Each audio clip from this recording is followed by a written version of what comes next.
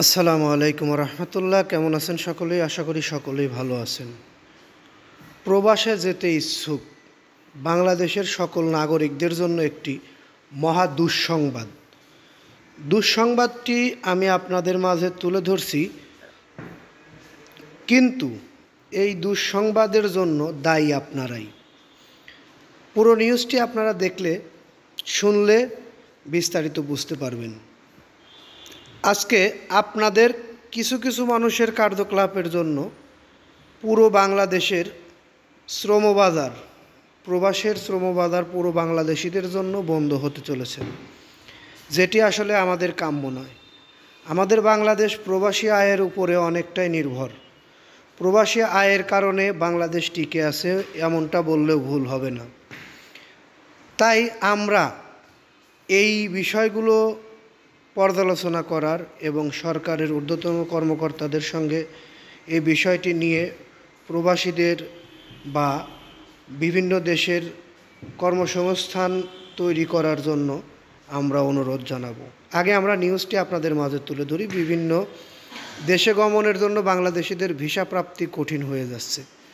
বিশেষ করে যেসব দেশে শ্রমবাজার রয়েছে সে সকল দেশে বাংলাদেশ থেকে নিজেদের অর্থাৎ বাংলাদেশিদের অসৎ উপায় অবলম্বন করার কারণে ভিসা প্রাপ্তি ক্রমেই কঠিন হয়ে উঠছে।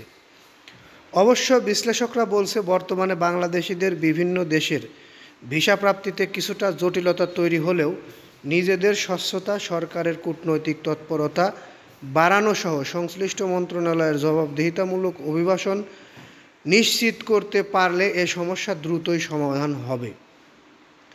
পররাষ্ট্র মন্ত্রণালয় দায়িত্বপ্রাপ্ত বিভিন্ন ইয়ং এবং সংশ্লিষ্ট ব্যক্তিদের সঙ্গে কথা বলে জানা যায়, দক্ষিণ পূর্ব এশিয়া, উপসাগরীয় অঞ্চল, পূর্ব ইউরোপ, এমনকি প্রতিবেশী ভারতের পক্ষ থেকেও একের পর এক বিধিনিষেধ আরোপ করা হচ্ছে।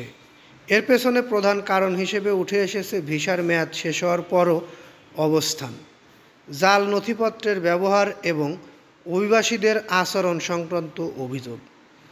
পররাষ্ট্র মন্ত্রণালয় ট্যুর আপডেটের এবং ভ্রমণ সংশ্লিষ্ট বিভিন্ন সূত্র অনুসারে কমপক্ষে 12টি দেশ বাংলাদেশিদের ভিসা দেওয়া সম্পূর্ণ বন্ধ করে দিয়েছে।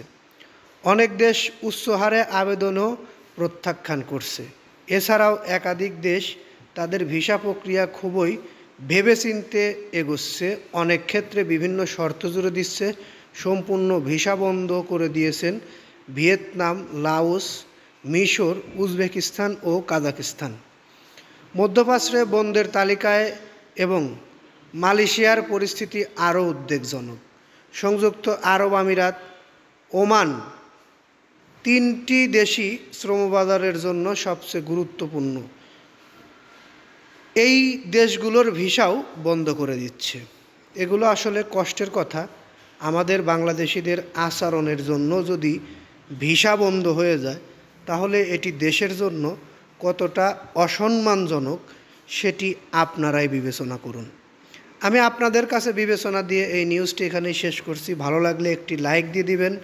কমেন্টে কোনো মতামত থাকলে অবশ্যই প্রকাশ করে যাবেন কমেন্ট করে। পরবর্তীতে আমাদের থেকে প্রবাসে যাওয়া সহ বিভিন্ন গুরুত্বপূর্ণ আপডেট নিউজ পেতে চ্যানেলটি সাবস্ক্রাইব করে বেল বাটন অন করে রাখবেন। এই বলে আমি এখান থেকে বিদায় নিই। আসসালামু আলাইকুম।